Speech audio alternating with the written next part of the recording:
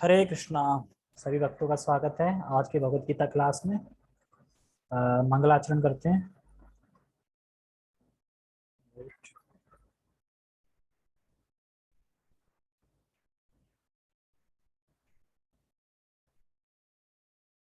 गोपाल जी का मंगलाचरण करते हैं। ओम अज्ञानतिमिरान्धस्य ज्ञानञ्जनशलाकया चक्षुरुन्मीलितं येन तस्मै श्रीगुरुवे नमः। श्रीचैतन्यमनोभीष्टं स्थापितं येन भूतले स्वयं रूपः कदा मह्यं ददाति स्वपदान्तिकम्। वन्देऽहं श्रीगुरो श्रीयुतापदकमलं श्रीगुरून् वैष्णवांश्च श्रीरूपं साग्रजातं सहगण रघुनाथान्वितं तं सजीवं साद्वैतं सावधूतं परिजनसहितं कृष्ण चैतन्य देवं श्रीराधा कृष्ण पादान् सहगण ललिता श्री विशाखान्वितांश्च। हे कृष्ण करुणा सिंधु दीनबंधो जगतपते गोपेश गोपिका कांत राधा कांता नमस्ते। तप्त कांचना गौरांगी राधे वृंदावनेश्वरी वृषभानुसुते देवी प्रणमामि हरिप्रिये। वाञ्छाकल्पतरुभ्यश्च कृपा सिन्धुभ्य एव च पतितानां पावनेभ्यो वैष्णवेभ्यो नमो नमः। जय श्री कृष्णा चैतन्य प्रभु नित्यानंद श्री अद्वैत गदाधर श्रीवासादि गौर भक्त वृंद।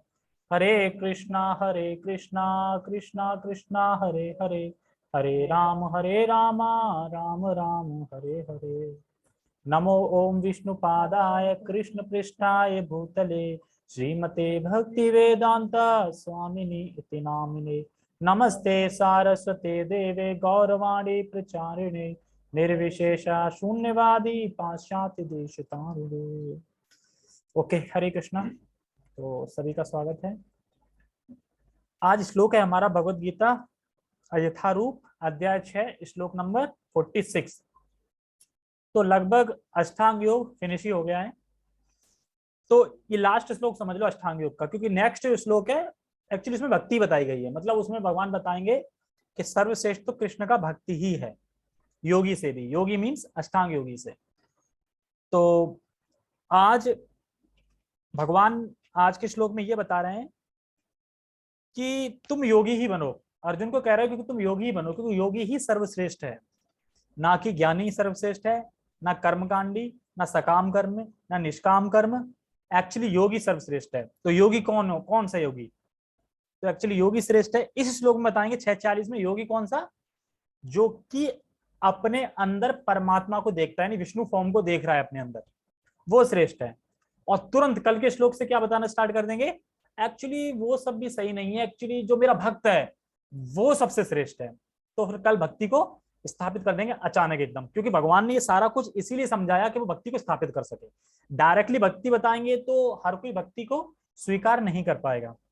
तो इसलिए कैसे बता रहे हैं, एक सीढ़ी की तरह, मतलब CD1 CD2 CD3 CD4, यानी सकाम कर्मी, निष्काम कर्मी, ज्ञानी, अष्टांग योगी, और उसके बाद प्रेमा भक्ति।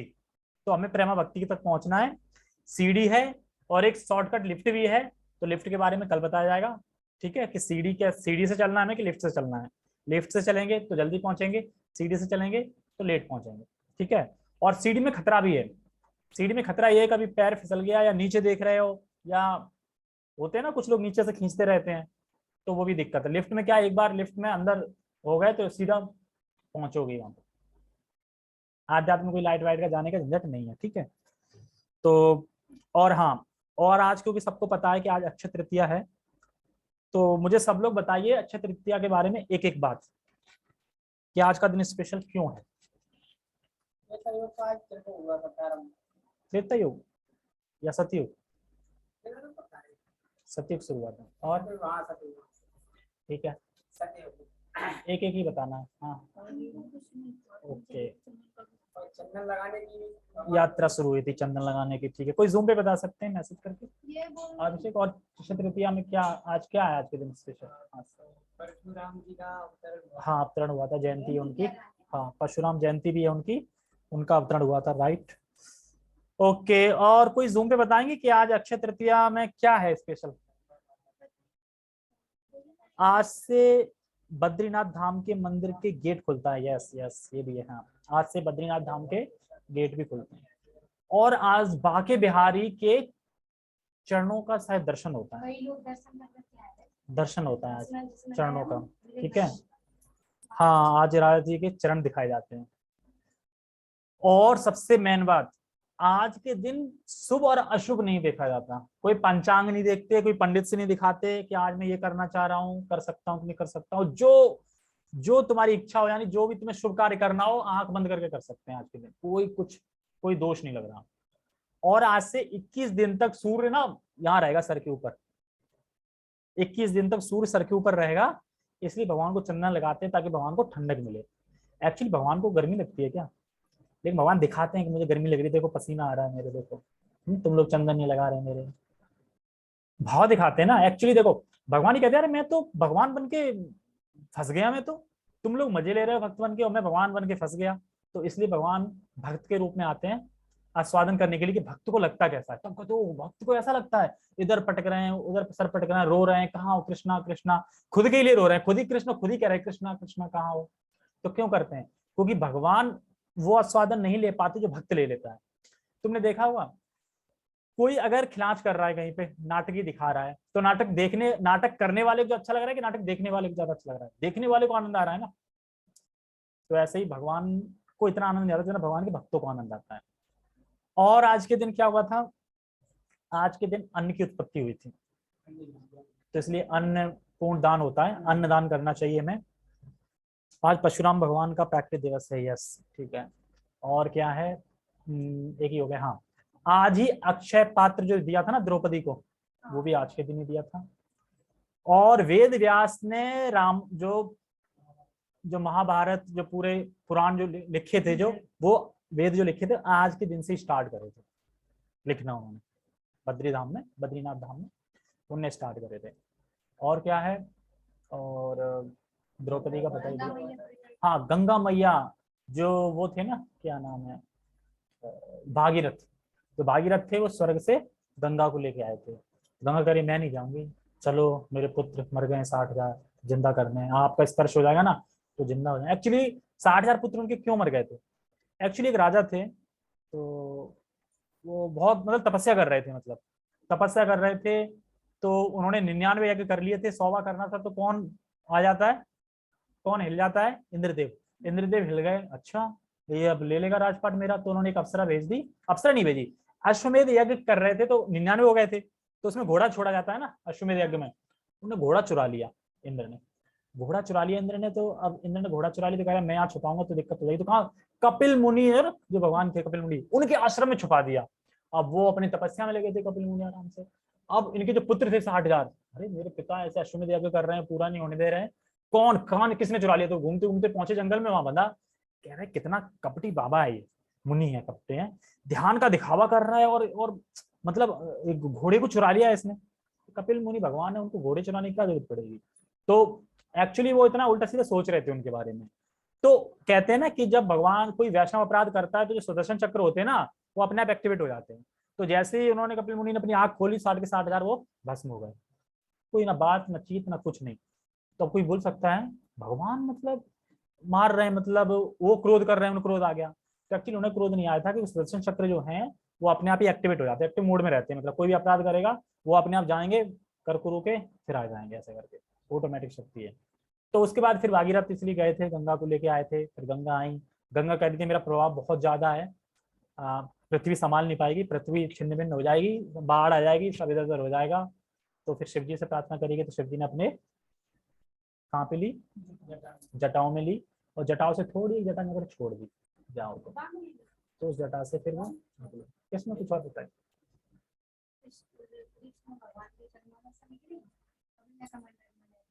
हाँ, वो भी है ना, लेकिन आई तो स्वर्ग ना, एक्चुअली गंगा स्वर्ग की है, मतलब ठीक है। लेकिन वो भी कह सकते हैं ना कि उनके चरणों से निकली, गंगा चरणों से निकली, वो तो उत्पत्ति हुई ना, चरणों से निकल के उन्हें कमंडल में ले ली। तो उसके बाद पृथ्वी पे कैसे आई? पृथ्वी भागीरथी लेके आए थे पृथ्वी पे उनको, अपने पुत्र के उद्धार के लिए। हाँ, और बता रहे हैं कि आज गंगा जी उतरी थी, हाँ बता दिया। स्वर्ण चक्र से सिर्फ निताई प्रभु बचा सकते हैं ओके, हाँ निताई प्रभु बचा सकते हैं। किसने किसको बचाए थे? जो जगाई मदाई, ठीक है। और क्या हुआ था, ये अभी याद आया था, एक फैक्ट और याद आया था, भूल गया। आज के दिन, आज के दिन कोई भी कार्य करिए बताई दिया, सुदर्शन चक्र का बताई दिया, और भी हैं, अभी याद नहीं आ रहा है कुछ, और भी फैक्ट्स हैं जो आज के दिन हुए हैं। हाँ, सुदामा, सुदामा ने आज चावल खिलाए थे, उपहार दिया था भगवान को। और फिर तो सबको पता, अक्षय तृतीया दिन, भले ही कभी भी हुए हो, दिन अक्षय तृतीया था। मतलब अक्षय तृतीया के दिन ये सारे, जो मान लो कि अब जैसे होता है ना एक दिन कि एक दिन को बहुत सारी चीजें होती हैं, तो ऐसा नहीं कि एक समय भी हो, जैसे कि दिवाली, राम भी आए थे, ओखल लीला भी हुई थी, अलग अलग हुई थी ना, पर दिन तो दिवाली आ रहा ना, तो इस तरीके से समझ सकते हैं। ठीक है, आप चलो अपने श्लोक पे आते हैं। तो इसलिए आज के दिन हमें डोनेट करना चाहिए, और अन्न दान करना चाहिए, और खुद को दान करना चाहिए। कर दूंगा मैं, अभी क्या है, ऑनलाइन कर दूंगा। और क्या बोल रहा हूँ, क्या बोलने वाला था, हाँ, खुद को दान करना चाहिए। एक्चुअली खुद को दान करेंगे तो भगवान ज्यादा प्रसन्न होंगे। हाँ, क्यों, मतलब अभी भी अपने शरीर पे आसक्ति है, अभी भी ठीक कर रहे हो? अब की बात क्यों, अभी टाइम निकलेगा, अभी तो है ना। हाँ चलो ठीक है, आगे पढ़ते हैं। ओके, ये छोटा श्लोक है तो मैंने सोचा अक्षय तृतीया की चर्चा हो जाए, तो जिनको पता नहीं है उनको थोड़ा पता चल जाए। तो इसलिए अक्षय तृतीया को इतना महत्वपूर्ण बताते हैं, तो बहुत स्पेशल डे है और भक्ति करनी चाहिए। हाँ, अक्षय तृतीया मतलब जो करोगे उसका क्षय नहीं होगा। अगर कोई खूब दबा दबा के खाएगा तो उसका भी क्षय नहीं होगा, तंगड़ी काटेगा कोई तो वो भी उसका क्षय नहीं होगा, मतलब वो फिर नरक ही जाएगा पक्का। ठीक है, तो इसलिए हमें ज्यादा भक्ति करनी चाहिए कि जो भी काम करेंगे उसका क्षय नहीं होगा, मतलब अक्षय, अक्षय। और हाँ, आज के दिन ब्रह्मा के पुत्र अक्षय कुमार, अक्षय कुमार है ना, अक्षय, अक्षय नाम है, अक्षय नाम है सर। अक्षय कुमार तो वो है, वो रावण का भाई। हाँ, अक्षय कुमार लिखा था, हाँ, तो अक्षय कुमार हो गया, एक अक्षय कुमार और भी है जो रावण का था ना, युद्ध करने आया था, मारा था, तो वो भी अक्षय कुमार है। ठीक है, चलो ये श्लोक पढ़ते हैं फिर। तपस्वी भयोधिको योगी, ज्ञानिभ्योऽपि मतो अधिकः, कर्मिभ्यश्चाधिको योगी, तस्माद् योगी भवार्जुन। तपस्वीभ्योऽधिको योगी, ज्ञानिभ्योऽपि मतोऽधिकः, कर्मिभ्यश्चाधिको योगी, तस्माद् योगी भवार्जुन। ये भगवान ने श्लोक गलत लिख दिया, योगी नहीं, भोगी होना चाहिए। तपस्या देखो भोगी, ज्ञान पे भोगी, कर्म देखो भोगी, और तस्मा देखो भोगी, है ना, भोगी। एक्चुअली जीवन का लक्ष्य क्या है? जीवन का लक्ष्य भोग करना, बस यही है ना, और क्या है? जीवन का लक्ष्य यही है, भोग करना। लेकिन योग करना है जीवन का लक्ष्य, लेकिन समझते हैं भोग करना। ठीक है, तो क्या कह रहे हैं, तपस्वी भयो देखो योगी, मतलब सारे तपस्वी जो तपस्वी हैं उससे उसमें योगी श्रेष्ठ है, सारे तपस्वी में योगी श्रेष्ठ है। कह रहे हैं ज्ञान देखो योगी, ज्ञानेभ्यो अपि मति मतो धिका, मतलब ये मेरा मत है। कृष्ण कह रहे हैं मेरा मत है, ज्ञानी से भी श्रेष्ठ है योगी, मतलब तपस्वी से भी श्रेष्ठ है योगी, ज्ञानी से भी श्रेष्ठ है योगी, ऐसा मेरा मत है। आगे बता रहे हैं कर्मिभ्य धिको योगी, और जितने भी कर्मी जन हैं जो कर्म कांड में रुचि रखने वाले हैं, कर्म कांड में रुचि रखने वाले हैं, उनसे भी योगी श्रेष्ठ है। तो इसलिए हे अर्जुन, तुम हर प्रकार से योगी बनो। क्या बता रहे हैं इस श्लोक में? योगी को स्थापित करना है कि योगी बनो, क्योंकि जो कर्मकांडी वाले हैं उनसे श्रेष्ठ योगी है, जो ज्ञानी है उससे योगी श्रेष्ठ है, जो तपस्वी है उनसे योगी श्रेष्ठ है। तो इसलिए हर प्रकार से हे अर्जुन तुम योगी बनो। ठीक है, टेक्स्ट पढ़ते हैं, एक सेकंड।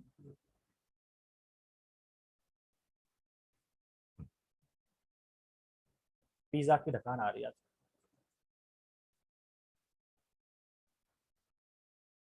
ये फुल जूम क्यों नहीं हुआ है? फुल स्क्रीन मोड क्यों नहीं हुआ? हाँ वो ठीक है, कुछ दिक्कत आई जाती है। योगी पुरुष तपस्वी से, ज्ञानी से तथा सकाम कर्मी से बढ़कर होता है। सकाम कर्मी कौन होता है?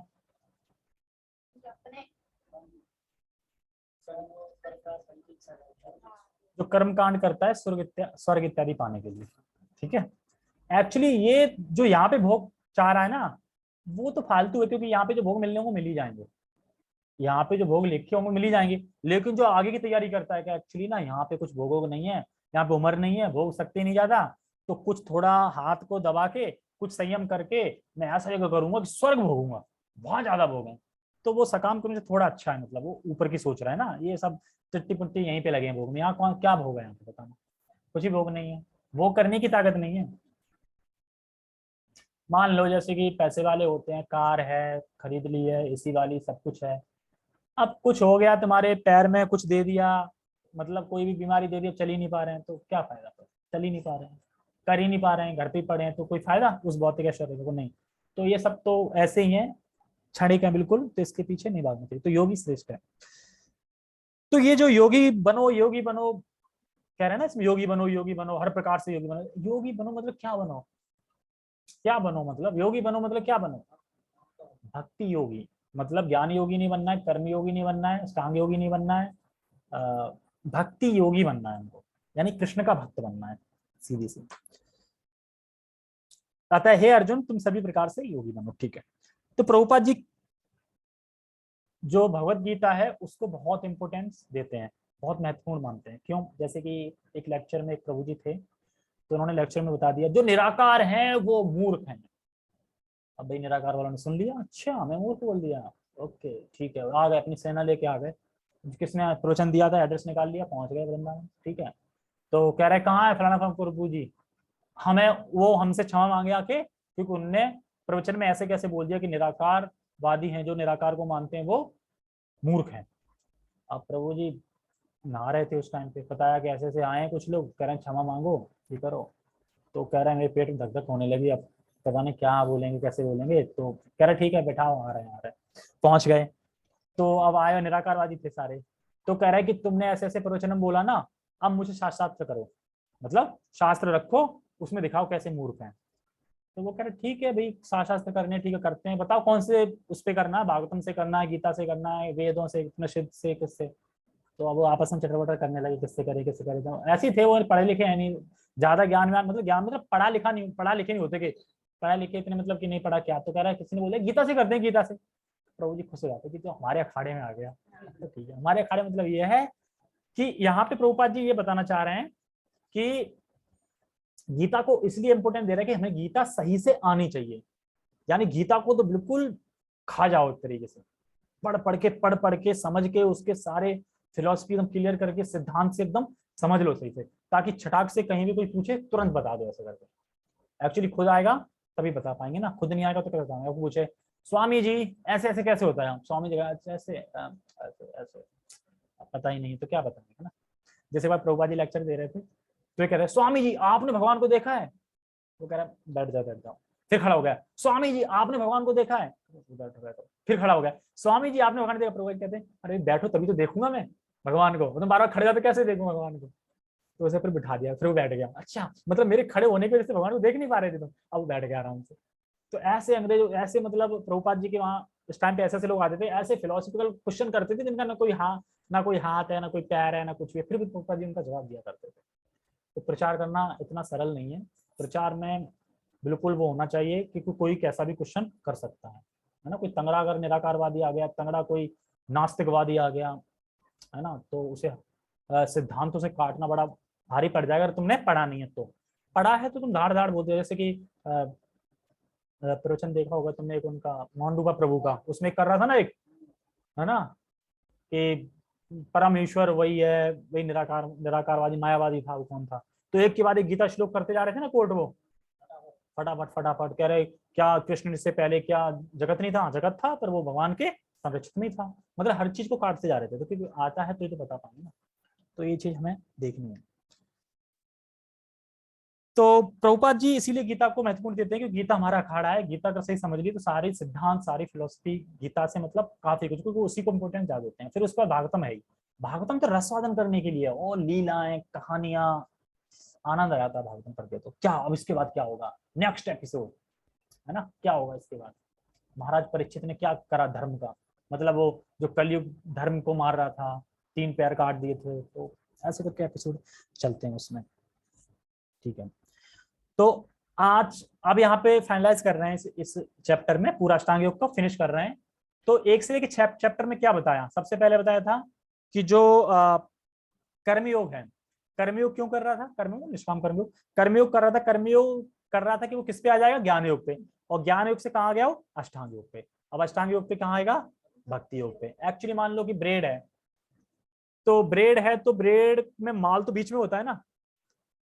जैसे मान लो पुस्तक, मान लो कोई पुस्तक के जो कवर होता है, तो कवर में इतनी जानकारी नहीं होती, जानकारी तो मैंने अंदर है ना। तो एक्चुअली पहले के अध्याय 6, बाद के अध्याय 6 ये कवर है एक तरीके से, बीच में नॉलेज है भक्ति योग पूरा पूरा, मतलब बीच में भक्ति योग है शुद्ध, वो क्रीम है एक तरीके से। तो वही आएगी, और बहुत फिलोसफी आएगी, समझ में भी नहीं आएगी, बहुत सी चीजें ऐसी जो समझ में नहीं आएंगी, कुछ आएगा कुछ नहीं समझ में आएगा, ऐसे ही 7वां अध्याय, क्योंकि भक्ति योग है ना, तो ऐसे ही है। तो अब ऐसे ही आएगा कि अभी तक तो बिल्कुल इजी चल रहा था, कर्म योग, ज्ञान योग, ध्यान योग, अष्टांग योग, लेकिन अब थोड़ा आएगा डिफिकल्ट। ठीक है, तात्पर्य, जब हम योग का नाम लेते हैं तो हम अपनी चेतना को परम सत्य के साथ जोड़ने की बात करते हैं। ठीक है, हम योग को लेते हैं, भक्ति योग को लेंगे तो अपने आप को क्या परम सत्य से जोड़ने की बात करेंगे। योग, अगर भोग को ले लेंगे तो फिर हम भोगों से जोड़ रहे हैं, और एक योग होता है 2+2 मतलब जोड़ना होता है ना। तो योग का मतलब एक्चुअली राइट मीनिंग योग का क्या है, भगवान से जुड़ना, योग मीन्स भगवान जुड़ना, तो वही बता रहा है। विविध अभ्यासकर्ता इस पद्धति को ग्रहण की गई विशेष विधि के अनुसार विभिन्न नामों से पुकारते हैं।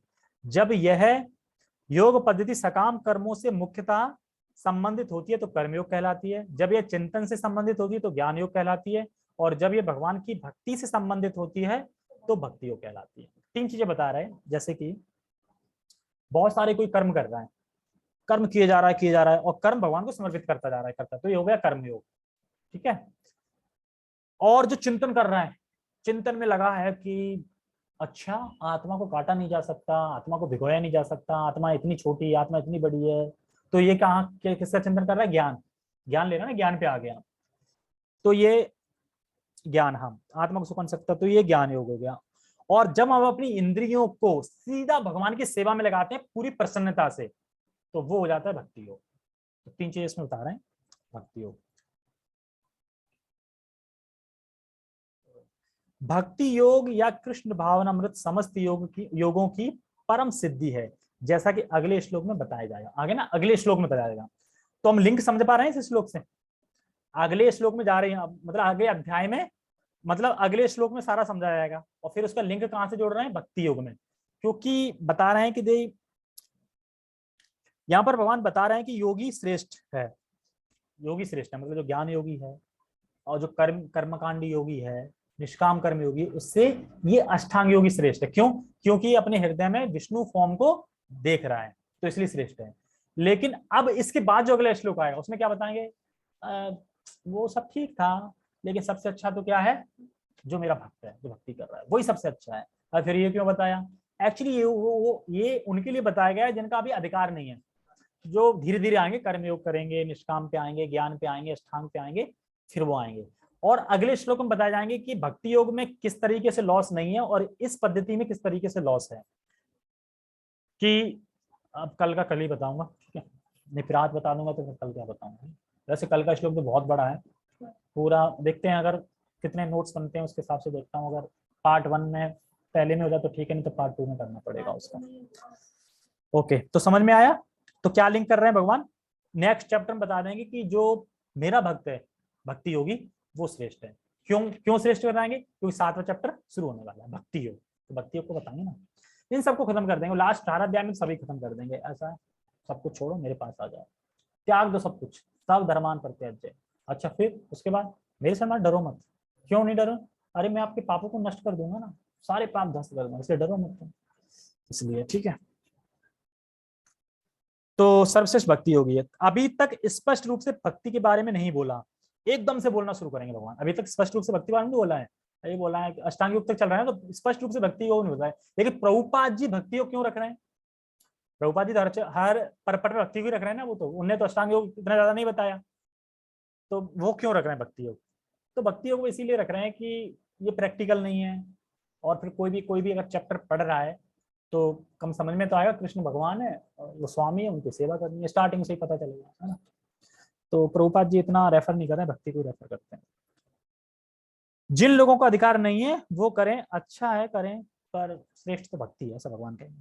ठीक है, भगवान ने यहाँ परम योग की श्रेष्ठता की पुष्टि की है, किंतु उन्होंने इसका उल्लेख नहीं किया कि यह भक्ति योग से श्रेष्ठ है। देखो बताया है ठीक है, लेकिन ये नहीं क्लियर किया है कि भक्ति योग से श्रेष्ठ है, ये नहीं, भक्ति योग श्रेष्ठ है ज्ञान से, तो ये बता रहे हैं अष्टांग योग को भक्ति योग से श्रेष्ठ नहीं है।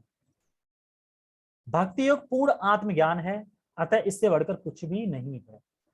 फिर भी कोई लोग क्या कहते हैं, गीता से भी परे कुछ है। भगवान कह रहे गीता से परे कुछ नहीं, हाँ नहीं गीता से परे कुछ है, वो पता नहीं फिर क्या है गीता से परे। ठीक है, जो कह रहे इससे बढ़कर कुछ नहीं है। आत्मज्ञान के बिना तपस्या अपूर्ण है, परमेश्वर के प्रति समर्पित हुए बिना ज्ञान योग भी अपूर्ण है, सकाम कर्म भी कृष्ण भावनामृत के बिना समय का अपव्य है। तो यहाँ पे ये बता रहे हैं कि अगर कोई सकाम कर्म, अगर कोई मान लो तपस्या कर रहा है आत्मज्ञान के बिना, तपस्या कर रहा है पर वो आत्मज्ञान के लिए नहीं कर रहा है और फालतू की चीजों के लिए तपस्या कर रहा है, तो वो पूर्ण अपूर्ण है, वो पूर्ण नहीं है। अगर कोई परमेश्वर से समर्पित हुए बिना ज्ञान योग कर रहा है, मतलब समर्पित हुए नहीं और ज्ञान योग कर रहा है, तो वो भी अपूर्ण है। अगर कोई कृष्ण भावनामृत के बिना, मतलब सकाम कर्म कर रहा है पर बिना कृष्ण भावनामृत के, मतलब भगवान को छोड़ के कर रहा है, तो वो भी समय का अपव्यय है सारा, मतलब समय का अपव्यय है, जैसे समझा रहे हैं यहाँ पे। हमें यह समझना चाहिए कि जो भी योग पद्धति में जब तक भक्ति का समावेश नहीं है तब तक कोई भी योग पद्धति करेंगे फलीभूत नहीं होगी, तो भक्ति नहीं है ना। लेकिन ये भक्ति के प्रति अपराध भी है। एक्चुअली भक्ति इतनी छोटी नहीं है कि तुम यूज करो खाली भक्ति को, मतलब भक्ति को एक अंग में यूज कर रहे हैं, हम कर रहे हैं ज्ञान योग, पर भक्ति को हम यूज कर रहे हैं ज्ञान योग के लिए, तो भक्ति के प्रति अपराध नहीं हो गया। लेकिन भक्ति देवी इतनी दयालु हैं तो पता है चलो कोई नहीं, तो कर तो रहा है कैसे भी, चल फल ले दे देती, लेकिन ये सही नहीं है। मतलब भक्ति करनी है भक्ति पाने के लिए, भक्ति मिलती है भक्ति से ही, मतलब हम भक्ति कर रहे हैं तो क्या मिलेगा, भक्ति मिलेगी। ठीक है, भक्ति कर रहे हैं तो भक्ति मिलेगी ना। तो ऐसा नहीं है कि मतलब अपन भक्ति मैन है हमारी, लेकिन बाकी लोग क्या करते हैं, ज्ञान मैन है पर अंग ले लिया भक्ति का, अष्टांग योग मैन है पर अंग ले लिया भक्ति का, ऐसे करके सकाम मतलब कर्म योग कर रहे हैं, मैन वो है, अंग ले लिया भक्ति का, तो वो फिर वो अपराध है भक्ति के प्रति, ये बता रहा है। फिर भी भक्ति देवी फल देती हैं, तो पर हमें तो, लेकिन हम तो भक्ति कर रहे हैं, है ना, अपना मेन अंग तो भक्ति ही है ना। ऐसा तो नहीं है कि मेन अंग कुछ हो, भक्ति खाली एक गौण रूप में हो, सेकेंडरी बस, हाँ थोड़ा, जैसे कुछ लोग हवन करते हैं तो बाकी कर्म कांड करेंगे, लास्ट में क्या बोल देंगे, विष्णु समर्पामी, मतलब या विष्णु के मंत्र बोल देंगे, मतलब भक्ति थोड़ी ले ली ताकि पूर्ण हो जाए, कोई गड़बड़ ना हो इसमें। ठीक है, तो वो अंग ले लिया ना एक, तो ये अपराध है, लेकिन फिर भक्ति देवी फल दे देती है कि चलो कोई नहीं तुम फल ले लो। ठीक है, कहाँ पे थे, हाँ, अतः यहाँ पर योग का सर्वाधिक प्रशंसित रूप भक्ति योग है और इसकी अधिक व्याख्या अगले श्लोक में की गई है। अधिक व्याख्या मतलब इसी का एक्सपेंशन और अगले श्लोक में बता रहे हैं, तो उसमें भगवान बता देंगे कि भक्ति योग श्रेष्ठ है, और फिर भक्ति योग चैप्टर शुरू हो जाएगा। तो 47वां श्लोक कल थोड़ा बड़ा है और देखते हैं। तो कह रहे हैं कि अगले श्लोक व्याख्या की, तो अगले श्लोक में क्या बताया, भक्ति ही साध्य है और भक्ति ही साधन है। मतलब हमें प्रवचन में कथा में जा रहे हैं तो टेम्पो लिया, टेम्पो क्यों लिया, वो प्रवचन में जाना है, तो टेम्पो क्या हो गया, साध्य, और साध्य नहीं साधन, साधन हो गया टेम्पो, साध्य क्या है, प्रवचन कथा। तो हमें भक्ति ही साध्य है, भक्ति ही साधन है, मतलब भक्ति से भक्ति मिलती है, भक्ति ही करनी है। और कोई कहेगा भगवत धाम, अरे भाई जब भक्ति मिल जाएगी भगवत धाम तो अपने आप हो गया ना, फिर वो तो गिफ्ट है। जैसे मान लो जो उच्च कोटि का भक्त है, जिसको आत्मा का दर्शन हो गया, भगवान का दर्शन हो गया, उसके लिए तो बैकुंठ हर जगह है ना, वृंदावन बैठा हुआ बैकुंठ में बैठा है, वो आध्यात्मिक चीज देख पा रहा है, वो कल्पतरु पेड़ देख पा रहा है, सब कुछ देख पा रहा है, वो यहीं बैठा बैठा देख रहा है, तो उसके लिए भगवत धाम हो गया ना। तो ये धारा भक्ति, जब भक्ति मिल गई तो भगवत धाम तो वो ही अंडरस्टूड है। ओके ठीक है फिर,